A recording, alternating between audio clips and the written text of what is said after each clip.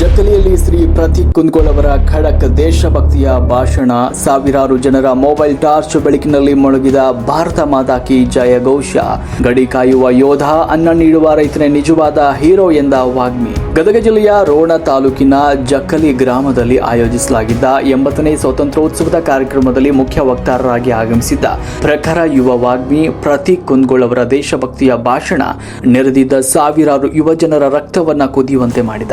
ಇಡೀ ಸಭಿಕರ ಕೈಯಲ್ಲಿ mobile torch ಹಚ್ಚಿಸಿ ಜಕ್ಕಲಿಯಿಂದ ದೆಹಲಿಯವರೆಗೆ ಕೇಳುವಂತೆ ಭಾರತ ಮಾತೆಯ ಜಯ ಘೋಷ ಮೊಳಗಿಸಿದ ಆ ರೋಮಾಂಚಕ ಕ್ಷಣಗಳು ನಮ್ಮ ವಿಶೇಷ ವರದಿಯಲ್ಲಿದೆ. ವೇದಿಕೆ ಏರ್ತಾ ಇದ್ದಂತೆ ಭಾರತ ಮಾತೆ ಹಾಗೂ ಕ್ರಾಂತಿಯ ಕಿಡಿ ಭಗತ್ ಸಿಂಗ್ ಅವರನ್ನ ಸ್ಮರಿಸಿ ಮಾತು ಆರಂಭಿಸಿದ ಪ್ರತೀಕ್ ಕುಂದಗೋಳ್, ಇವತ್ತಿನ ಸಮಾಜದಲ್ಲಿ ದೇಶ ಪ್ರೇಮ ಕೇವಲ ಹಬ್ಬಗಳಿಗೆ ಅಥವಾ ಕ್ರಿಕೆಟ್ ಮ್ಯಾಚ್ಗೆ ಮಾತ್ರ ಸೀಮಿತವಾಗ್ತಾ ಇರೋದರ ವಿರುದ್ಧ ನೇರ ಚಾಟಿಯನ್ನ ಬೀಸಿದ್ರು. ಶಾಲಾ ಮಕ್ಕಳಿಗಾಗಿ 2 ಎಕರೆ ಭೂಮಿಯನ್ನ ದಾನ ನೀಡಿದ ಹುಚ್ಚಮ್ಮ ಚೌಧರಿ ಅವರ ತ್ಯಾಗವನ್ನ ಕೊಂಡಾಡಿದ್ರು. ಭಾಷಣದ ನಡುವೆ ಇಡೀ ಸಭಿಕರ ಮೊಬೈಲ್ ಫ್ಲಾಶ್ ಲೈಟ್ ಗಳನ್ನ ಬೆಳಗಿಸಿದ ಪ್ರತೀಕ್ ಜಕ್ಕಲಿ ಗ್ರಾಮದಿಂದ ದೇಶದ ರಾಜಧಾನಿ ದೆಹಲಿಯವರೆಗೂ ಕೇಳಿಸುವಂತೆ ದೇಶಭಕ್ತಿಯ ಜಯ ಘೋಷವನ್ನ ಹಾಕಿದ್ರು. ಮಹಿಳೆಯರು, ಮಕ್ಕಳು, ಹಿರಿಯರು ಎಲ್ಲರೂ ಕತ್ತಲಲ್ಲಿ ಬೆಳಕಿನ ಕ್ರಾಂತಿ ಸೃಷ್ಟಿ ಮಾಡಿ ಭಾರತ ಮಾತಾ ಕಿ ಜೈ ಅಂತ ಗಗನ ಮುಟ್ಟುವಂತೆ ಕೂಗಿದ್ರು. ಮಹಾಪುರುಷರನ್ನ ಜಾತಿಯ ಚೌಕಟ್ಟಿನಲ್ಲಿ ಬಂಧಿಸಿ ಇಡ್ತಾ ಇರುವ ಇವತ್ತಿನ ವ್ಯವಸ್ಥೆಗೆ ಎಚ್ಚರಿಕೆ ನೀಡಿದ ಪ್ರತೀಕ್, ಅಂಬೇಡ್ಕರ್, ಸಂಗೊಳ್ಳಿ ರಾಯಣ್ಣ, ಭಗತ್ ಸಿಂಗ್ ಅವರಂತಹ ಮಹನೀಯರು ಇಡೀ ದೇಶದ ಆಸ್ತಿಯೇ ಹೊರತು ಯಾವುದೇ ಒಂದು ಜಾತಿಗೆ ಸೀಮಿತವಲ್ಲ ಅಂತ ಹೇಳಿದ್ರು.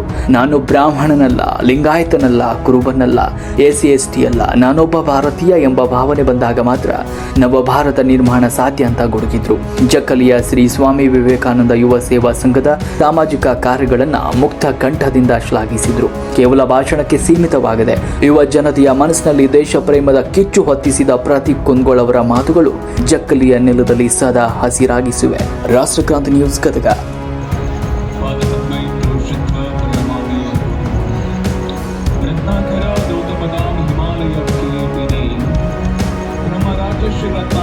ಒಂದೇ ಭಾರತ ಮಾತರ. ಮೊದಲು ತಾಯಿ ಭಾರತಿಯನ್ನ ಹೃದಯ ಮಂದಿರದಲ್ಲಿ ಪೂಜಿಸಿಕೊಂಡು ಒಂದು ಕಡಿಮೆ ಆಯುಷ್ಯವನ್ನ ಹೊಂದಿರತಕ್ಕಂತಹ ದೀಪ ತಾನು ಸುಟ್ಟುಕೊಂಡು ತನ್ನ ಸುತ್ತಮುತ್ತಲಿರುವ ಪ್ರದೇಶಕ್ಕೆ ಯಾವ ರೀತಿಯಾಗಿ ಬೆಳಕನ್ನ ಕೊಡುತ್ತದೋ ಅದೇ ರೀತಿಯಾಗಿ ತನ್ನ ಕಡಿಮೆ ಆಯುಷ್ಯದಲ್ಲಿ ದೇಶಕ್ಕೋಸ್ಕರ ಪ್ರಾಣವನ್ನ ಅರ್ಪಿಸಿದ ನನ್ನ ನೆಚ್ಚಿನ ನಾಯಕ, ಸ್ವಾತಂತ್ರ್ಯ ಸೇನಾನಿ, ಕ್ರಾಂತಿಯ ಸಿಡಿಲು ಭಗತ್ ಸಿಂಗ್ ಅವರನ್ನ ಹೃದಯ ಮಂದಿರದಲ್ಲಿ ಪೂಜಿಸಿಕೊಂಡು ವೇದಿಕೆ ಮೇಲೆ ಆಸೀನರಾಗಿರ್ತಕ್ಕಂತಹ ಇವತ್ತಿನ ತೀರ್ಮಾನದಲ್ಲಿ ಒಂದೇ ಹೊಟ್ಟೆಯಲ್ಲಿ ಹುಟ್ಟಿರ್ತಕ್ಕಂಥ ಅಣ್ಣತಮ್ಮರ 1 ಗುಂಟೆ ಜಾಗ ಹೆಚ್ಚು ಕಡಿಮೆ ಆದ್ರ ಜಗಳ ಮಾಡ್ತಕ್ಕಂಥ ಪರಿಸ್ಥಿತಿ ಇರ್ತಕ್ಕಂಥ ಸಮಾಜದಲ್ಲಿದ್ದೀವಿ. ಆದ್ರೆ ಊರಿನ ಮಧ್ಯದಲ್ಲಿರ್ತಕ್ಕಂಥ 2 ಎಕರೆ ಜಮೀನನ್ನ ಸುಮಾರು 1 ಎಕರೆಗೆ 1 ಕೋಟಿ ರೂಪಾಯಿ ಅಂತ ನಾವು ಅಂದಾಜು ಮಾಡಿದ್ರು.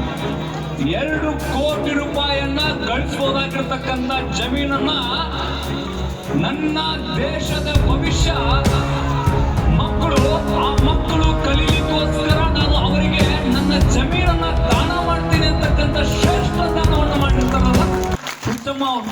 ಜೋರಾಗಿ ಚಪ್ಪಾಳೆಯನ್ನ ತಟ್ಟು. ಆ ತಾಯಿಯನ್ನ ಇವತ್ತು ನನಗೆ ನೋಡ್ಲಿಕ್ಕೆ ಸಿಕ್ಕಿರ್ತಕ್ಕಂಥದ್ದು ನನ್ನ ಸೌಭಾಗ್ಯ ಅಂತ ನಾನು ಭಾವಿಸ್ತೀನಿ. ಬಹುಶಃ ಈ ರೀತಿಯಾಗಿರ್ತಕ್ಕಂಥ ವಿಚಾರಧಾರೆಗಳು ಅವ್ರು ಮಾತನಾಡ್ತಕ್ಕಂಥ ಸಂದರ್ಭದಾಗ 1-2 ಮಾತು ಹೇಳ್ತಾರ. ಅವ್ರು ನನಗ ಮಕ್ಕಳ ಕೋಟಿದಂಗ ಆ 2 ಕೋಟಿ ರೂಪಾಯಿ ನನಗೇನು ಅಲ್ಲ ಅಂತಕ್ಕಂಥ ಮಾತನ್ನ ಹೇಳಿರ್ತಕ್ಕಂಥ ತಾಯಿಯವರು ಈ ಒಂದು ವೇದಿಕೆ ಮೇಲಿದ್ದಾರೆ. ಅವರ ಆದಿಯಾಗಿ ಈ ಒಂದು ಕಾರ್ಯಕ್ರಮದ ಅಧ್ಯಕ್ಷತೆಯನ್ನ ವಹಿಸಿಕೊಂಡಿರ್ತಕ್ಕಂತಹ ಶ್ರೀ MM ಮೇಟಿ ಅವರ ಆದಿಯಾಗಿ ವೇದಿಕೆ ಮೇಲೆ ಆಸೀನರಾಗಿರ್ತಕ್ಕಂತಹ ಎಲ್ಲ ಗಣ್ಯಮಾನ್ಯರಿಗೆ ಹಾಗೂ ವೇದಿಕೆಯ ಮುಂಭಾಗದಲ್ಲಿ ಕೂತ್ಕೊಂಡಿರ್ತಕ್ಕಂತಹ ಕುದಿಯದ ರಕ್ತವೇ ಅಲ್ಲ, ಮಿಡಿಯದ ಹೃದಯವೇ ಅಲ್ಲ, ದೇಶಕ್ಕೋಸ್ಕರ ಬಾಳದ ಬದುಕು, ರಾಷ್ಟ್ರಕ್ಕೋಸ್ಕರ ತುಡಿಯದ ಬದುಕೇ ಅಲ್ಲ ನರಕವದು ಎನ್ನುವ ಮಾತಿನಂತೆ ಸೇರಿದ ಅಪಾರ ಜಕ್ಲಿ ಗ್ರಾಮದ ಸಮಸ್ತರಿಗೂ ಕೂಡ ಪ್ರೀತಿಪೂರ್ವಕ ನಮಸ್ಕಾರಗಳನ್ನ ಅರ್ಪಿಸ್ತೇನೆ. ಒಂದು ವೇಳೆ ಬಹಳ ವಿಶೇಷವಾಗಿರ್ತಕ್ಕಂತಹ ಕಾರ್ಯಕ್ರಮಕ್ಕೆ ನಾವೆಲ್ಲರೂ ಕೂಡ ಸಾಕ್ಷಿ ಆಗ್ತಾ ಇದ್ದೇವೆ. ಒಂದು ಸಾರಿ ನೀವು ಸ್ವಾಮಿ ವಿವೇಕಾನಂದ ಯುವಕ ಮಂಡಳ ಜಗ್ಲಿ ಅವರಿಗೆ ಜೋರಾಗಿ ಚಪ್ಪಾಳೆಯನ್ನ ತಟ್ಟಬೇಕು. ಯಾಕೆ ಈ ಚಪ್ಪಾಳೆ ಅಂತ ಕೇಳಿದ್ರೆ, ಇವತ್ತು ನಾನು ಈ ಜಗಲಿಯ ಗಲ್ಲಿಯಲ್ಲಿ ನಿಂತುಕೊಂಡು ಹೇಳ್ತಾ ಇದ್ದೇನೆ, ಮುಂದೊಂದು ದಿನ ಜಗಲಿ ಗ್ರಾಮದ ಹೆಸರು ದಿಲ್ಲಿಯವರೆಗೂ ಕೂಡ ಮೆರೆಯುತ್ತೆ ಅಂತಕ್ಕಂಥ ಮಾತನ್ನ ಈ ಒಂದು ಸಂದರ್ಭದಲ್ಲಿ ಹೇಳಿಕ್ಕೆ ಇಷ್ಟಪಡ್ತೇನೆ. ಭಾರತ ದೇಶಕ್ಕೆ ಸ್ವಾತಂತ್ರ್ಯ ಸಿಕ್ಕು ಸುಮಾರು 80 ವರ್ಷಗಳ ಆದ ನಂತರವೂ ಕೂಡ ಯಾವಾಗ ಬ್ರಿಟಿಷರಿಂದ ಭಾರತದ ಸ್ವಾತಂತ್ರ್ಯವನ್ನ ಕಿತ್ತುಕೊಂಡು ಬಂದ್ವ, ಆಗಿರ್ತಕ್ಕಂಥ ಹುರುಪು ಯಾವ ರೀತಿಯಾಗಿತ್ತು ಅಂತ ಕೇಳಿದ್ರೆ ಜಗಲಿ ಗ್ರಾಮಕ್ಕೆ ಬಂದು ನೋಡ್ಬೇಕು ಅಂತಕ್ಕಂಥ ಹುರುಪು ನನಗೆ ಕಾಣ್ಲಿಕ್ಕಂತದ. ಅದಕ್ಕೋಸ್ಕರ ನಾನು ವಿಶೇಷವಾಗಿರ್ತಕ್ಕಂಥ ಚಪ್ಪಾಳೆಯನ್ನ ತಡ್ತೇನೆ. ಬಂಧುಗಳೇ, ಆ ತರುಣ ಮಿತ್ರರು ಯಾವ ರೀತಿಯಾಗಿದ್ದಾರೆ ಅಂತ ಕೇಳಿದ್ರೆ, ನಾನು ಇರಲಿ ಇಲ್ಲದಿರಲಿ ನನ್ನ ಭಾರತ ಬೆಳಗುತ್ತಿರಲಿ ಅನ್ನುವ ಧ್ಯೇಯವನ್ನ ಇಟ್ಟುಕೊಂಡು, ಸಂಕಲ್ಪವನ್ನ ಇಟ್ಟುಕೊಂಡು ಅತ್ಯದ್ಭುತವಾಗಿರ್ತಕ್ಕಂಥ ಕಾರ್ಯವನ್ನ ನಿರಂತರವಾಗಿ ಮಾಡ್ತಾ ಇರ್ತಕ್ಕಂಥದ್ದು ಬಹುಶಃ ಈ ಗ್ರಾಮದ ಸೌಭಾಗ್ಯ ಅಂದ್ರೆ ತಪ್ಪಾಗ್ಲಿಕ್ಕಿಲ್ಲ ಅಂತಕ್ಕಂಥದ್ದನ್ನ ಈ ಒಂದು ಸಂದರ್ಭದಲ್ಲಿ ಹೇಳಿಕ್ಕೆ ಇಷ್ಟಪಡ್ತೇನೆ. ಯಾಕೆ ಈ ಮಾತು ಹೇಳ್ತಾ ಇದ್ದೀನಿ ಅಂತ ಕೇಳಿದ್ರೆ, ನಮ್ಮ ಯುವಕರಿಗೆ ರಾಷ್ಟ್ರದ ಬಗ್ಗೆ ಪ್ರೀತಿ ಬರೋದು ಯಾವಾಗ ಅಂತ ಕೇಳಿದ್ರೆ ಕೇವಲ 3 ಸಂದರ್ಭದಲ್ಲಿ ಮಾತ್ರ. ಒಂದು ಸ್ವಾತಂತ್ರ್ಯೋತ್ಸವ, 2 ಗಣರಾಜ್ಯೋತ್ಸವ, ಮತ್ತೊಂದು ಪ್ರಮುಖವಾಗಿ ಇಂಡಿಯಾ ಪಾಕಿಸ್ತಾನ್ ಕ್ರಿಕೆಟ್ ಮ್ಯಾಚ್ ಇದ್ದಾಗ ಅಲ್ವಾ. ಈ ಸಂದರ್ಭದಲ್ಲಿ ಮಾತ್ರ ನಮಗೆ ದೇಶದ ಬಗ್ಗೆ ಅಭಿಮಾನ, ಇಲ್ಲದ ಅಭಿಮಾನ ಬರುತ್ತೆ. ಕನಿಷ್ಠ ಪಕ್ಷ ನಮಗಿಲ್ಲಾದ್ರೂ ಕೂಡ ದೇಶದ ಬಗ್ಗೆ ಅಭಿಮಾನ ಬರುತ್ತೆ ಅನ್ನೋದಾದ್ರೆ, ಇನ್ನು ಕೆಲವೊಂದಿಷ್ಟು ಜನ ಆದ್ರೆ ಎಂತವ್ರು ಗೊತ್ತೇ, ಭಾರತವೇನಾದ್ರೂ ಕ್ರಿಕೆಟ್ ಪಂದ್ಯದಲ್ಲಿ ಪಾಕಿಸ್ತಾನದ ಜೊತೆ ಸೋತ್ರೆ ಒಬ್ಬ ಹೈದರಾಬಾದಿನ IIT ಕಾಲೇಜ್ನಲ್ಲಿ ಓದ್ತಕ್ಕಂಥ ವಿದ್ಯಾರ್ಥಿ ಹೇಳ್ತಾರ, ಭಾರತ ದೇಶದ ಕ್ರಿಕೆಟ್ ಆಟಗಾರ ವಿರಾಟ್ ಕೊಹ್ಲಿ ಅವರ ಮಗಳನ್ನ, ಈಗ 2 ರಿಂದ 3 ವರ್ಷ ಮಗಳು, ಅವಳನ್ನ ಅತ್ಯಾಚಾರ ಮಾಡಬೇಕು ಅಂತಾನೆ ಅವನು ದೇಶಭಕ್ತನ. ಚಂದ್ರಯಾನವನ್ನ ಅಪಹಾಸ ಮಾಡ್ತಕ್ಕಂಥವ್ರು ದೇಶಭಕ್ತರ. ಡೆಲ್ಲಿಯಿಂದ ದಿಲ್ಲಿಗೆ ಮುಟ್ಟಬೇಕು, ಆಗತ್ತಾ? ರೆಡಿ ಇದ್ದೀರಾ? ಅಲ್ಲಿ ಕುಂತವ್ರು ಓಕೆ. ನಿಮ್ ಮೊಬೈಲ್ ಅದಾವ, ಕೈಯಾಗ ಮೊಬೈಲ್ ಅದಾವ, ಟಾರ್ಚ್ ಆನ್ ಮಾಡ್ರಿ ಎಲ್ರು ಪಟ್. ಇದು ಜಗಲಿಯಿಂದ ದಿಲ್ಲಿವರೆಗೂ ಮುಟ್ಸುವಂತ ಕೆಲಸವನ್ನ ಮಾಡೋದು. ಓಕೆ, ನಾನ್ ಹೆಂಗ್ ಹೇಳ್ತೇನೆ ಹಂಗ್ ಹೇಳ್ಬೇಕು. ಹೇಳ್ತೀರಿ? ಜೋರಾಗಿ ಹೇಳ್ಬೇಕು, ಯಾಕಂದ್ರೆ ದಿಲ್ಲಿ ಮುಟ್ಟಬೇಕು. ಓಕೆ, ಕುದಿಯದ ರಕ್ತವೇ ಅಲ್ಲ, ಮಿಡಿಯದ ಹೃದಯವೇ ಅಲ್ಲ, ದೇಶಕ್ಕೋಸ್ಕರ ಬಾಳದ ಬದುಕು, ರಾಷ್ಟ್ರಕ್ಕೋಸ್ಕರ ತುಡಿಯದ ಬದುಕು, ಬದುಕೆ ಅಲ್ಲ ನರಕವದು. ಜೈ ಜೈ ಭಾರತ ಮಾತಾ,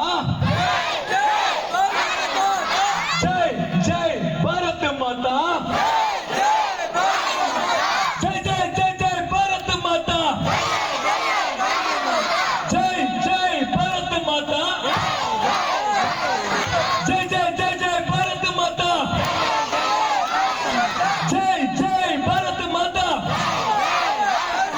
ಜೈ ಜೈ ಜೈ ಜೈ ಭಾರತ ಮಾತಾ, ಜೈ ಜೈ ಭಾರತ ಮಾತಾ, ಜೈ ಜೈ ಜೈ ಜೈ ಭಾರತ ಮಾತಾ. बोलो भारत माता की, भारत माता की, भगत सिंह के क्रांतिवीर ಸಂಗೊಳ್ಳಿ ರಾಯಣ್ಣನವರಿಗೆ, ಡಾಕ್ಟರ್ BR ಅಂಬೇಡ್ಕರ್ ಅವರಿಗೆ, बोलो भारत माता की, ವಂದೇ ವಂದೇ ವಂದೇ. ಇದು ಖಂಡಿತವಾಗ್ಲೂ ಕೂಡ ಜಗ್ಲಿ ಎನ್ನುವ ಹಳ್ಳಿಯಿಂದ ದಿಲ್ಲಿಯವರೆಗೂ ಕೂಡ ಸಾಗೇ ಸಾಗ್ತದ ಈ ಪಯಣ ಅಂತಕ್ಕಂಥ ಮಾತನ್ನ ಈ ಒಂದು ಸಂದರ್ಭದಲ್ಲಿ ಹೇಳ್ತಾ, ಕೊನೆಯದಾಗಿ 2 ಸ್ಟೆಪ್ ಕಿತ್ತ ಮುಂದೆ ಹೋಗಿ 6 ಹೊಡೆದಂತವ್ ನಿಜವಾದ ಹೀರೋ ಅಲ್ರಿ. 2 ಸ್ಟೆಪ್ ಕಿತ್ತ ಮುಂದೆ ಹೋಗಿ 6 ಹೊಡೆದಂತವ್ ನಿಜವಾದ ಹೀರೋ ಅಲ್ರಿ. 2 ಗುಂಡು ಬಂದು ಎದೆಗ್ ಬಿದ್ರು ದೇಶಕ್ಕೋಸ್ಕರ ಪ್ರಾಣ ಕೊಡ್ತೀನಿ ಅಂತ ಹೋರಾಡ್ತಾನಲ್ಲ, ಗಡಿ ಕಾಯೋ ಯೋಧ, ಅವನ್ ಕಂಡ್ರಿ ನಿಜವಾದ ಹೀರೋ. 200 ಕೋಟಿ ರೂಪಾಯಿ ಹಾಕಿ ಪಿಕ್ಚರ್ ಮಾಡಿ ಹೀರೋ ಆದವ್ ನಿಜವಾದ ಹೀರೋ ಅಲ್ಲ. 200 ಕೋಟಿ ರೂಪಾಯಿ ಹಾಕಿ ಪಿಕ್ಚರ್ ಮಾಡಿ ಹೀರೋ ಆದವ್ ನಿಜವಾದ ಹೀರೋ ಅಲ್ಲ. 2 ಎಕರೆ ಹೊಲದಾಗ ಅಣ್ಣ ಬೆಳೆದ 200 ಮಂದಿ ಊಟ ಹಾಕ್ತಾನಲ್ಲ ರೈತ, ಅವನು ನಿಜವಾದ ಹೀರೋ ಅಂತಕ್ಕಂಥ ಮಾತನ್ನ ಈ ಒಂದು ಸಂದರ್ಭದಲ್ಲಿ ಹೇಳಲಿಕ್ಕೆ ಇಷ್ಟಪಡ್ತೇನೆ. ಅನ್ನ ಕೊಡೋ ರೈತ, ಗಡಿ ಕಾಯೋ ಯೋಧ, ಅವರನ್ನ ನಿತ್ಯ ನೆನೆಸಿ ನಾವು ಊಟ ಮಾಡಬೇಕು. ಅವರನ್ನ ನಿತ್ಯ ನೆನೆಸಿ ಊಟ ಮಾಡಬೇಕು. ರೈತ ಈ ದೇಶದ ಬೆನ್ನೆಲುಬು ಅಂತ ಕರೀತಾರೆ. ಆದ್ರೆ ಸರ್ಕಾರ ಆಗಿರ್ಬೋದು, ರಾಜಕಾರಣಿಗಳಾಗಿರ್ಬೋದು, ದೇಶದ ಬೆನ್ನೆಲುಬನ್ನ ಮುರಿತಕ್ಕಂತ ಕೆಲಸ ಮಾಡಿದ್ರೆ ಅಲ್ಲಿ ಸ್ವಾಮಿ ವಿವೇಕಾನಂದ ಸಂಘಟನೆ, ಭಗತ್ ಸಿಂಗ್ನಂತ ಸಂಘಟನೆಗಳಿರ್ತವ, ನಿಮಗೆ ತಕ್ಕ ಶಾಸ್ತಿ ಮಾಡೇ ಮಾಡ್ತವೆ ಅಂತಕ್ಕಂಥ ಸಂದೇಶವನ್ನ ಕೊಡ್ಬೇಕಾಗ್ತದ. ಆ ನಿಟ್ಟಿನೊಳಗೆ ಈ ಒಂದು ಗ್ರಾಮಕ್ಕೆ ಹುಬ್ಬಳ್ಳಿ ಒಳಗೆ ಸುಮಾರು 3 ಕಾರ್ಯಕ್ರಮಗಳಿದ್ದು, ಆ ಎಲ್ಲಾ ಕಾರ್ಯಕ್ರಮಗಳನ್ನು ಕೂಡ ಬದಿಗೊತ್ತಿ ಇವತ್ತ ಹುಚ್ಚಮ್ಮ ಅವರು ಏನೇ ಒಂದು ಸ್ವಾತಂತ್ರ್ಯ ದಿನಾಚರಣೆಯ 80ನೇ ಸ್ವಾತಂತ್ರ್ಯ ದಿನಾಚರಣೆಯ ಒಂದು ಧ್ವಜಾರೋಹಣವನ್ನ ಮಾಡೋರಿದ್ದಾರೆ. ಬಹುಶಃ ಅದು ನನ್ನ ಕೂಡ ಒಂದು ಸೌಭಾಗ್ಯವಾಗಿ ಪರಿಣಮಿಸಿರೋದ್ರಿಂದ ನಾನು ಇವತ್ತು ಗ್ರಾಮಕ್ಕೆ ಬರೋದಾಯ್ತು. ಈ ಒಂದು ಕಾರ್ಯಕ್ರಮಕ್ಕೆ ಕರೆಸಿ ಈ ಒಂದು ಕಾರ್ಯಕ್ರಮದಲ್ಲಿ ಮಾತನಾಡ್ಲಿಕ್ಕೆ ಅವಕಾಶವನ್ನ ಕೊಟ್ಟಿರ್ತಕ್ಕಂಥ ತಮಗೆಲ್ಲರಿಗೂ ನನ್ನ ಮಾತಿನಿಂದ ಅತ್ತ ಇತ್ತ ಸ್ವಲ್ಪ ಏನಾದ್ರೂ ಏರಿಪಾರ ಆಗಿದ್ರು ಕೂಡ ಅವುಗಳನ್ನ ನಿಮ್ಮ ಹೊಟ್ಟೆ ಒಳಗೆ ಹಾಕೋರಿ ಅಂತಕ್ಕಂಥ ಮಾತನ್ನ ಈ ಒಂದು ಸಂದರ್ಭದಲ್ಲಿ ಹೇಳಿ ಮಾತನಾಡ್ಲಿಕ್ಕೆ ಅವಕಾಶವನ್ನು ಕಲ್ಪಿಸಿದ ತಮಗೆಲ್ಲರೂ ಕೂಡ ಬಂಧಿಸಿ ನನ್ನ ಮಾತಿಗೆ ಪೂರ್ಣ ವಿರಾಮ ನೋಡುತ್ತೇನೆ. ನನ್ನ ಭಾರತ ಶ್ರೇಷ್ಠ ಭಾರತ, ಬೋಲೋ ಭಾರತ್ ಮಾತಾಕ್ಕೆ. ಒಬ್ಬ 7 ವರ್ಷದ ಬಾಲಕನನ್ನ ಹೊಲಕ್ಕೆ ಕರ್ಕೊಂಡು ಹೋಗಿರ್ತಾನೆ. ಕರ್ಕೊಂಡು ಹೋದಂತ ಸಂದರ್ಭದಾಗ ಅವನ ತಂದೆ ಗೋಧಿ ಬಿತ್ತನೆಯನ್ನ ಮಾಡ್ತಾ ಇರ್ತಾನೆ. ಅದನ್ನ ಸಂಪೂರ್ಣವಾಗಿ ವೀಕ್ಷಣೆ ಮಾಡ್ತಾನೆ. ವೀಕ್ಷಣೆ ಮಾಡಿ ಅವನ ತಂದೆ ಹತ್ರ ಹೋಗಿ ಕೇಳ್ತಾನಂತ, ಅಪ್ಪ ಗೋಧಿ ಹಾಕಿ ಗೋಧಿ ತೆಗಿತೀವಿ, ಗನ್ ಹಾಕಿ ಗನ್ ಯಾಕೆ ತೆಗಿಯೋಕ್ಕಾಗಲ್ಲ? ಗನ್ ಹಾಕಿ ಗನ್ ತೆಗೆದ್ರೆ ನನ್ನ ಊರಲ್ಲಿರೋ ಪ್ರತಿಯೊಬ್ಬರಿಗೂ ಕೊಡಬಹುದು, ಆಗ ಬ್ರಿಟಿಷರನ್ನ ಸಲೀಸಾಗಿ ಓಡಿಸಬಹುದು ಅಂತ ಹೇಳಿ ತನ್ನ 24ನೇ ವಯಸ್ಸಿನಲ್ಲೇ ಭಾರತ ಮಾತೆಗೆ ತನ್ನ ಪ್ರಾಣವನ್ನೇ ಅರ್ಪಿಸ್ತಾನಲ್ಲ ಭಗತ್ ಸಿಂಗ್. ಅವನು ನಿಜವಾದ ರಾಷ್ಟ್ರಭಕ್ತ, ಅವನು ನಿಜವಾದ ದೇಶಭಕ್ತ. ಒಬ್ಬ ಅಗರ್ಭ ಶ್ರೀಮಂತ ವ್ಯಕ್ತಿ 3-4 ತಲೆಮಾರುಗಳ ತಿಂದರೂ ಕೂಡ ಕೆರಗದಂತಹ ಆಸ್ತಿ ಇರ್ತಕ್ಕಂತಹ ವ್ಯಕ್ತಿ ಇಂಗ್ಲೆಂಡಿನಲ್ಲಿ ಸಾವರ್ಕರ್ ಹೇಳ್ತಕ್ಕಂತಹ ಮಾತುಗಳನ್ನ ಕೇಳಿ, ನಾನೇನಾದ್ರೂ ಮಾಡಬೇಕು, ಈ ದೇಶಕ್ಕೆ ನನಗೆ ಅವಕಾಶ ಮಾಡಿಕೊಡಿ ಅಂತ ಸಾವರ್ಕರ್ನ ಕೇಳಿದಾಗ ಸಾವರ್ಕರ್ ಹೇಳ್ತಾರೆ, ಹೋಗಿ ಆ ಬ್ರಿಟಿಷನ ಕತ್ತರಿಸಿ ಬಾ ಅಂತ ಹೇಳಿದಾಗ ಒಂದು ಕ್ಷಣವೂ ಕೂಡ ಯೋಚನೆ ಮಾಡದ ಅಗರ್ಭ ಶ್ರೀಮಂತ ವ್ಯಕ್ತಿ ಹೋಗಿ ಗುಂಡು ಹಾರಿಸ್ತಾನೆ. ಕೇಳ್ತಾರೆ ಬ್ರಿಟಿಷ್ ಅಧಿಕಾರಿ, ನಿನ್ನ ಕೊನೆಯ ಆಸೆ ಏನು ಅಂತ ಕೇಳಿದ್ರೆ ಆ ಅಗರ್ಭ ಶ್ರೀಮಂತ ವ್ಯಕ್ತಿ ಹೇಳ್ತಾನಂತೆ, ಅಮ್ಮ ಭಾರತ ಮಾತೆಗೆ, ಅಮ್ಮ ನೀನ್ ದೊಡ್ಡ ತಾಯಿ, ನಾನು ದೊಡ್ಡ ಮಗ, ನನಗೆ ರಕ್ತವನ್ನ ಕೊಡೋದನ್ನ ಬಿಟ್ರೆ ಬೇರೇನಮ್ಮ ಕೊಡೋಕಾಗತ್ತೆ? ನಾನು ರಕ್ತವನ್ನ ಕೊಡ್ತೇನೆ, ನನ್ನಂತಹ ಮದನ್ ಲಾಲ್ ಧಿಂಗ್ರಾ ಮನೆಗೊಬ್ಬ ಹುಡ್ತಾನೆ, ಆಗ ಈ ಭಾರತ ದೇಶಕ್ಕೆ ಸ್ವಾತಂತ್ರ್ಯ ಸಿಗತ್ತೆ ಅಂತ ಹೇಳ್ತಾನಲ್ಲ ಮದನ್ ಲಾಲ್ ಧಿಂಗ್ರಾ. ಅವನು ನಿಜವಾದ ದೇಶಭಕ್ತ. ನಾನೇನಾದ್ರೂ ಮಾಡಬೇಕು, ಈ ದೇಶಕ್ಕೆ ನನಗೆ ಅವಕಾಶ ಮಾಡಿಕೊಡಿ ಅಂತ ಕೇಳಿಕೊಂಡಾಗ ಈ ದೇಶದ ಜಾತಿಯ ವ್ಯವಸ್ಥೆಯ ಮೇಲೆ ನಂಬಿಕೆ ಇಟ್ಕೊಂಡಿರ್ತಕ್ಕಂಥ ಕೆಲವೊಂದಿಷ್ಟು ಜನ ಅಂಬೇಡ್ಕರ್ಗೆ ಅವಮಾನ ಮಾಡ್ತಾರೆ, ಅಂಬೇಡ್ಕರ್ಗೆ ಶಿಕ್ಷೆ ಕೊಡ್ತಾರೆ, ಹಿಂಸಿಸ್ತಾರೆ. ಅವುಗಳನ್ನೇ ಸವಾಲನ್ನಾಗಿ ಸ್ವೀಕರಿಸಿ ಅವ್ರು ಓದ್ತಾರೆ. ಅವ್ರು ಓದು ಎಂತದ್ದಾಗಿತ್ತು ಅಂದ್ರೆ ಈ ಭಾರತ ದೇಶಕ್ಕೆ ಸಂವಿಧಾನ ಬರೆಯುವಂಥದ್ದು. ಅವರ ಶಿಕ್ಷಣ ಎಂತದ್ದಾಗಿತ್ತು ಅಂದ್ರೆ ಅವರು ತೀರಿಕೊಂಡಾಗ ಜಗತ್ತಿನ 193 ರಾಷ್ಟ್ರಗಳು ಅವರ ರಾಷ್ಟ್ರ ಧ್ವಜವನ್ನ ಕೆಳಗಡೆ ಇಳಿಸಿ ಅವರಿಗೆ ಸಲಾಂ ಹೊಡಿತಾರಲ್ಲ, ಅದು ನಿಜವಾದ ದೇಶಭಕ್ತಿ, ಅದು ನಿಜವಾದ ದೇಶಭಕ್ತ ಅಂತ. ನಾವೆಲ್ಲರೂ ಕೂಡ ಅರ್ಥ ಮಾಡ್ಕೊಳ್ಬೇಕು. ಯಾಕೆ ಅರ್ಥ ಮಾಡ್ಕೊಳ್ಬೇಕು ಅಂತ ಕೇಳಿದ್ರೆ, ನಮಗೆ ಶಾರುಖ್ ಖಾನ್ ಬರ್ತಡೇ ಯಾವಾಗ, ಸಲ್ಮಾನ್ ಖಾನ್ ಬರ್ತಡೇ ಯಾವಾಗ, ಕಿಚ್ಚ ಸುದೀಪ್ ಬರ್ತಡೇ ಯಾವಾಗ ಅಂತ ಗೊತ್ತು. ಆದ್ರೆ ಈ ದೇಶಕ್ಕೋಸ್ಕರ ಪ್ರಾಣವನ್ನ ಕೊಟ್ಟಿರ್ತಕ್ಕಂಥವರ ಬರ್ತಡೇ ಯಾವಾಗ, ಅವರನ್ನ ಯಾವ ರೀತಿಯಾಗಿ ನಾವು ಅನುಕರಣೆ ಮಾಡಬೇಕು ಅಂತಕ್ಕಂಥದ್ದು ನಮಗೆ ಗೊತ್ತಿಲ್ಲ. ಇವತ್ತು ಇನ್ನೊಂದು ವಿಶೇಷತೆ ಏನು ಅಂತ ಕೇಳಿದ್ರೆ, 1857 ಪ್ರಥಮ ಸ್ವಾತಂತ್ರ್ಯ ಸಂಗ್ರಾಮದ ಪೂರ್ವದಲ್ಲಿ ಬ್ರಿಟಿಷರಿಗೆ ಚಳ್ಳೆ ಹಣ್ಣನ್ನ ತಿನ್ನಿಸಿದಂತ ವ್ಯಕ್ತಿ, ಬ್ರಿಟಿಷರ ಖಜಾನೆಗಳನ್ನ ಲೂಟಿ ಮಾಡಿದಂತ ವ್ಯಕ್ತಿ, ಬ್ರಿಟಿಷರಿಗೆ ಸಿಂಹ ಸ್ವಪ್ನವಾಗಿ ಕಾಡದಂತ ವ್ಯಕ್ತಿ ಯಾರಾದ್ರೂ ಇದ್ರೆ ಅದು ಇತಿಹಾಸದ ಪುಟದಲ್ಲಿ ಕ್ರಾಂತಿವೀರ ಸಂಗೊಳ್ಳಿ ರಾಯಣ್ಣ ಅಂತಕ್ಕಂಥದ್ದನ್ನ ನಾವೆಲ್ಲರೂ ಕೂಡ ಅರ್ಥ ಮಾಡಿಕೊಳ್ಬೇಕು. ಆ ವ್ಯಕ್ತಿಯ ಜಯಂತ್ಯೋತ್ಸವವನ್ನು ಕೂಡ ನಾವು ಆಚರಣೆ ಮಾಡ್ತಾ ಇದ್ದೀವಿ.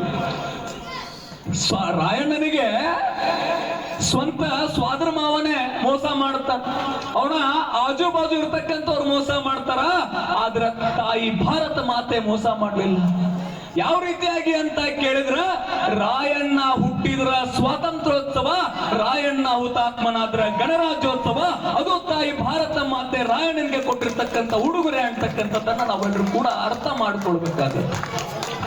ಬಂಧುಗಳೇ, ಇವತ್ತು ಯಾವ ರೀತಿಯಾಗಿರ್ತಕ್ಕಂಥ ಪರಿಸ್ಥಿತಿ ಸಮಾಜದಲ್ಲಿದೆ ಅಂತ ಕೇಳಿದ್ರೆ, ನನಗೆ ಜಕ್ಲಿ ಗ್ರಾಮ ಬಹಳ ವಿಶೇಷ ಅನಿಸ್ತು.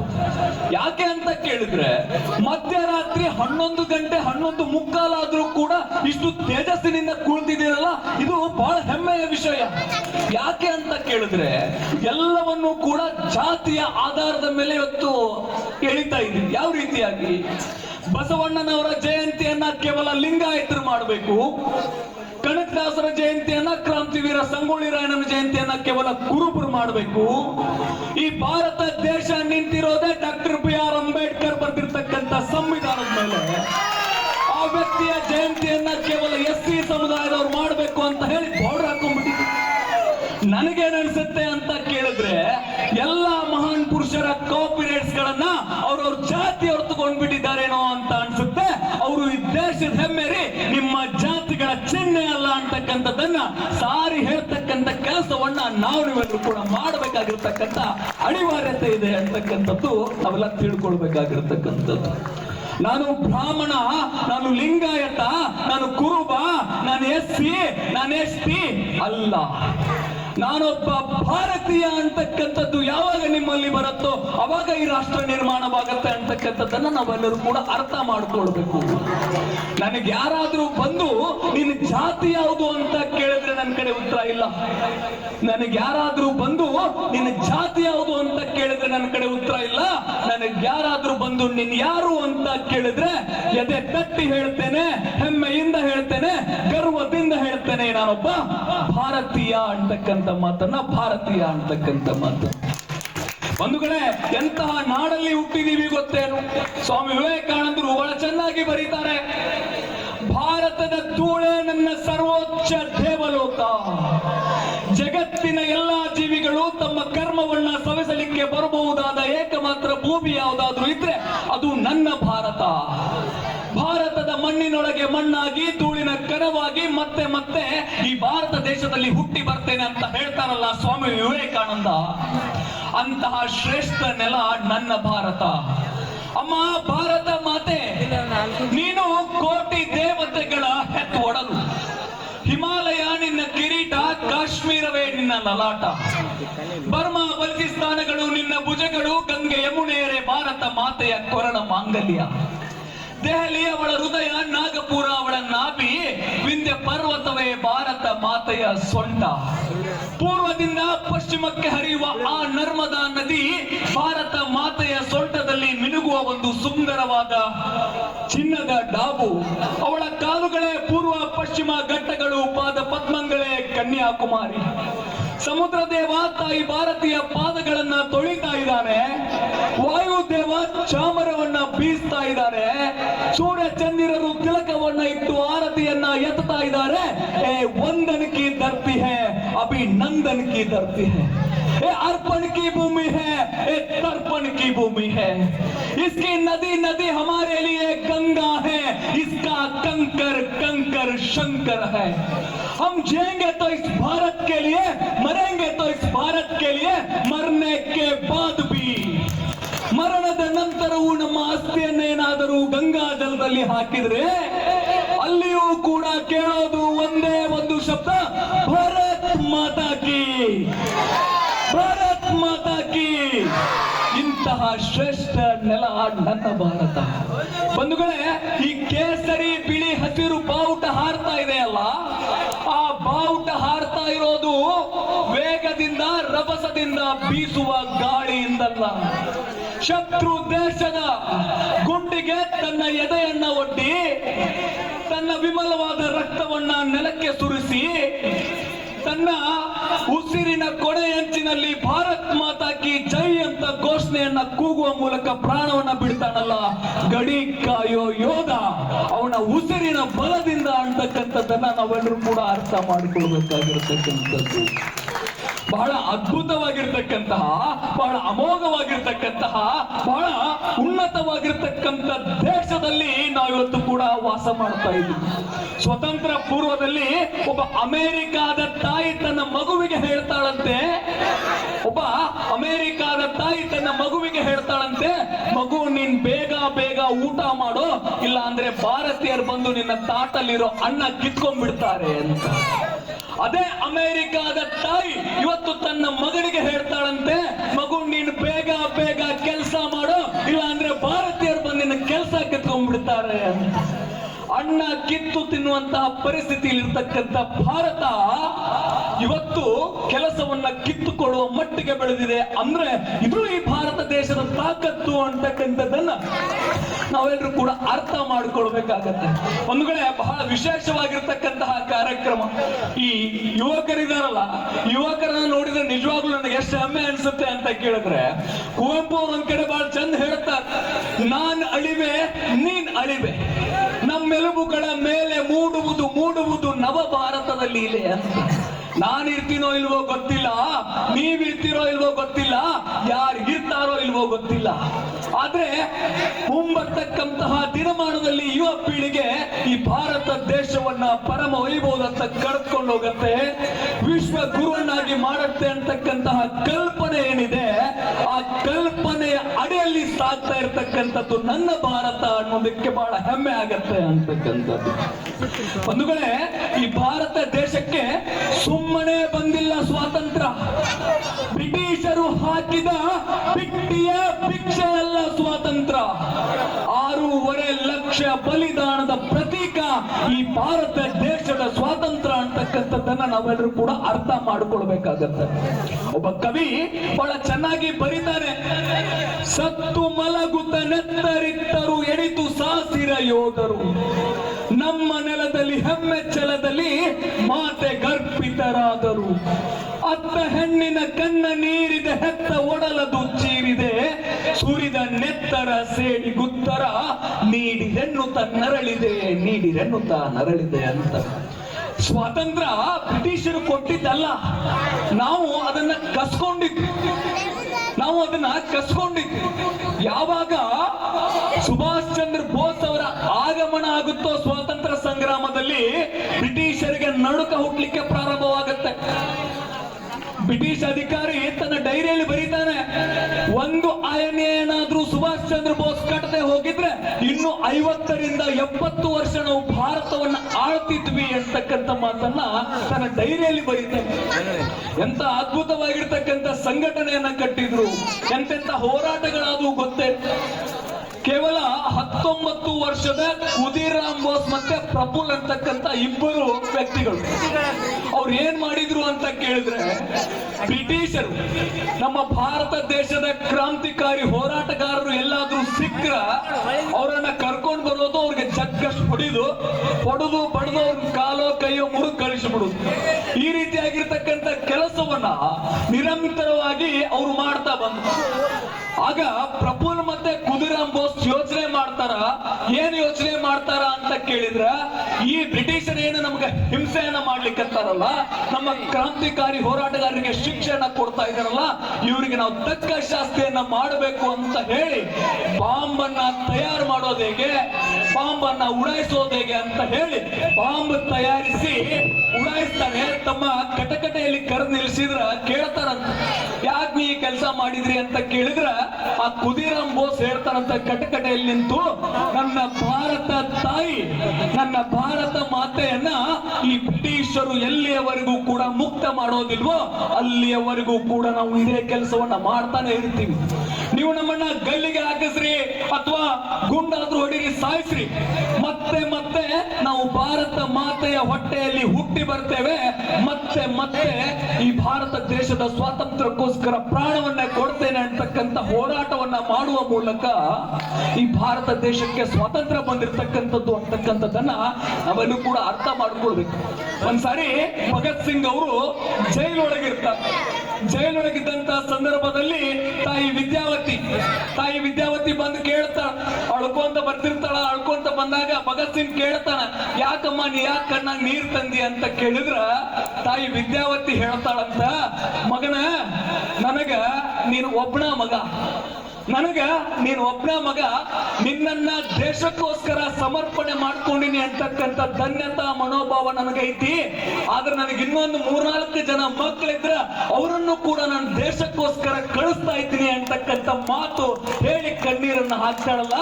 ಯಾವ್ಯಾವ ಮನೆಯಲ್ಲಿ ವಿದ್ಯಾವತಿ ಅಂತ ತಾಯಿ ಇರ್ತಾಳು, ಆಯಾ ಮನೆಯಲ್ಲಿ ಭಗತ್ ಸಿಂಗ್ ನಂತವ್ರು ಹುಡ್ತಾರೆ. ಇವತ್ತಿನ ಪರಿಸ್ಥಿತಿ ಇಲ್ಲಿ ಬಹಳ ಜನ ಪೇರೆಂಟ್ಸ್ ಅದಿರಿ, ನೀವು ಮನೆಗೊಬ್ಬ ರಾಯಣ್ಣ ಇರ್ಬೇಕು, ಮನೆಗೊಬ್ಬ ಭಗತ್ ಸಿಂಗ್ ಇರ್ಬೇಕು. ಆದ್ರೆ ನಮ್ಮ ಮನ್ಯಾಗ ಬೇಡ, ಪಕ್ಕದ ಮನ್ಯಾಗಿರ್ಲಿ. ನಮ್ಮ ಮಕ್ಕಳು ಡಾಕ್ಟರ್ಸ್ ಆಗ್ಲಿ, ಇಂಜಿನಿಯರ್ಸ್ ಆಗ್ಲಿ, ಟೀಚರ್ಸ್ ಆಗ್ಲಿ, ಯಾವ್ದಾಗ್ಲಿ ಇದಾಗ್ಲಿ ಎಲ್ಲ ಆಗ್ಲಿ ಬೇಡ ಅನ್ನೋದಿಲ್ಲ. ಆದ್ರೆ ದೇಶಕ್ಕೋಸ್ಕರ ಸ್ವಲ್ಪ ಸಮಯವನ್ನ ಕೊಟ್ಟದೆಲ್ಲ ಆಗ್ಲಿ ಅಂತಕ್ಕಂಥದ್ದನ್ನ ನಾವೆಲ್ಲರೂ ಕೂಡ ಅರ್ಥ ಮಾಡ್ಕೊಳ್ಬೇಕಾಗಿರ್ತಕ್ಕಂಥ ವಿಚಾರ. ತಾಯಿ ಮಕ್ಕಳ ಬಾಂಧವ್ಯ ಯಾವ ರೀತಿಯಾಗಿತ್ತು ಅಂತ ಕೇಳಿದ್ರ, ಚೆನ್ನಮ್ಮನಿಗೆ ಸ್ವಂತ ಮಗಳನ್ನ ಕಳೆದುಕೊಂಡಾಗ ದುಃಖ ಆಗ್ಲಿಲ್ಲ. ಚೆನ್ನಮ್ಮನಿಗೆ ರಾಯಣ್ಣನನ್ನ ಯಾವಾಗ ಬಂದಿ ಮಾಡಿ ಗಲ್ಲಿಗೇರಿಸಿದ್ರು ಅಂತ ಸುಳ್ಳು ಹೇಳ್ತಾಳಲ್ಲ, ಅವಾಗ ಆ ತಾಯಿ ತನ್ನ ಉಂಗುರವನ್ನ ಬಿಚ್ಚಿ ಆ ಉಂಗುರವನ್ನ ಕುಟ್ಟಿ ಪುಡಿ ಮಾಡಿ ಕುಡಿದು ಆತ್ಮಹತ್ಯೆ ಮಾಡಿಕೊಡ್ತಾಳ. ಆ ರೀತಿಯಾಗಿರ್ತಕ್ಕಂಥ ಬಾಂಧವ್ಯದಿಂದ, ಅದ್ಭುತವಾಗಿರ್ತಕ್ಕಂಥ ಹೋರಾಟಗಳಿಂದ ಈ ಭಾರತ ದೇಶಕ್ಕೆ ಸ್ವಾತಂತ್ರ್ಯ ಬಂತು ಅಂತಕ್ಕಂಥದ್ದನ್ನ ನಾವೆಲ್ಲರೂ ಕೂಡ ಅರ್ಥ ಮಾಡ್ಕೊಳ್ಬೇಕಾಗತ್ತೆ. ನಾವೆಲ್ಲರೂ ಕೂಡ ಯಾವ ರೀತಿಯಾಗಿರ್ತಕ್ಕಂಥ ದೇಶವನ್ನ ಕಟ್ಟಬೇಕು, ಯಾವ ರೀತಿಯಾಗಿರ್ತಕ್ಕಂಥ ರಾಷ್ಟ್ರವನ್ನ ಕಟ್ಟಬೇಕು ಅಂತ ಕೇಳಿದ್ರೆ ನಮ್ಮ ಮಕ್ಕಳಿಗೆ ನಾವು ಹೇಳ್ಕೊಡ್ಬೇಕು. ದೇಶದ ಬಗ್ಗೆ ಪ್ರೀತಿ ಬರ್ಬೇಕು, ಜಾಗೃತಿ ಬರ್ಬೇಕು. ಹಂಗಂದ್ರೆ ಏನ್ ಮಾಡ್ಬೇಕು ಅಂತ ಕೇಳಿದ್ರ, ಸ್ವಾಮಿ ವಿವೇಕಾನಂದರ ಆದರ್ಶಗಳೇನು, ಭಗತ್ ಸಿಂಗ್ ಅವರ ಆದರ್ಶಗಳೇನು, ಆಜಾದ್ ಅವರ ಆದರ್ಶಗಳೇನು, ಅವುಗಳನ್ನ ನಮ್ಮ ಬಾಲ್ಯಾವಸ್ಥೆಯಲ್ಲಿ ತುಂಬುವ ಮೂಲಕ ನಿಮ್ಮ ಮಕ್ಕಳಿಗೆ ನೀವು ಜಾಗೃತಿ ಮೂಡಿಸಿದ್ರೆ ಮಾತ್ರ ಈ ಭಾರತವನ್ನ ರಕ್ಷಣೆ ಮಾಡ್ಲಿಕ್ಕೆ, ಈ ಭಾರತವನ್ನ ಸರಿಯಾದ ಹಾದಿಗೆ ತೆಗೆದುಕೊಂಡು ಹೋಗ್ಲಿಕ್ಕೆ ಕಾರಣ ಆಗತ್ತೆ ಅಂತಕ್ಕಂಥದ್ದನ್ನ ನಾವೆಲ್ಲರೂ ಕೂಡ ಅರ್ಥ ಮಾಡ್ಕೊಳ್ಬೇಕು. ಆದ್ರ ಇವತ್ತಿನ ಪರಿಸ್ಥಿತಿ ಏನಾಗಿದೆ ಅಂತ ಕೇಳಿದ್ರೆ ಬಹಳ ಹಿಂಸೆ ಅನಿಸ್ತದ ನನಗೆ. ಏನಪ್ಪಾ ಅಂತಂದ್ರ, ರಾಯಣ್ಣನವನಾಗಿರ್ಬೋದು, ಆಜಾದ್ ಅವರನ್ನಾಗಿರ್ಬೋದು, ಭಗತ್ ಸಿಂಗ್ ಅವರನ್ನಾಗಿರ್ಬೋದು, ಅಂಬೇಡ್ಕರ್ ಅವರನ್ನಾಗಿರ್ಬೋದು, ಏನ್ ಮಾಡ್ಕೊಂಡ್ಬಿಟ್ಟಾರಪ್ಪ ಅಂತಂದ್ರ, ಅವರನ್ನ ಆದರ್ಶವಾಗಿ ಇಟ್ಟುಕೊಳ್ಳುವ ಬದಲು ಕೆಲವೊಂದಿಷ್ಟು ಸಂಘಟನೆಗಳು ಅವರನ್ನ ಆಯುಧವಾಗಿ ಬಳಸ್ತಾ ಇದ್ದಾರೆ. ದಯವಿಟ್ಟು ನಿಮಗೆ ಕೈ ಮುಗಿದು ಕೇಳ್ಕೊಳ್ತೀನಿ, ಅವರು ಈ ದೇಶದ ಆಸ್ತಿ ಆಗ್ಬೇಕೇ ಹೊರತು ನಿಮ್ಮ ಸಂಘಟನೆಗಳ ಆಯುಧವಾಗಬಾರ್ದು ಅಂತಕ್ಕಂಥದ್ದನ್ನ ನಾವೆಲ್ಲರೂ ಕೂಡ ಮನವರಿಕೆ ಮಾಡಬೇಕಾಗಿರ್ತಕ್ಕಂಥ ಕೆಲಸವನ್ನ ನಿರಂತರವಾಗಿ ಮಾಡಬೇಕಾಗಿರ್ತಕ್ಕಂಥದ್ದು. ಇಲ್ಲಿ ಸಾಕಷ್ಟು ಜನ ಸಹೋದರಿಯರಿದ್ದೀರಿ, ನಿಮ್ಮ ರಕ್ಷಣೆಯೂ ಕೂಡ ನಮ್ಮ ಹೊಣೆ ಆಗಿರ್ತದ. ನಮ್ಗ ಈಗ ರಕ್ಷಾ ಬಂಧನ ಬರ್ತದ.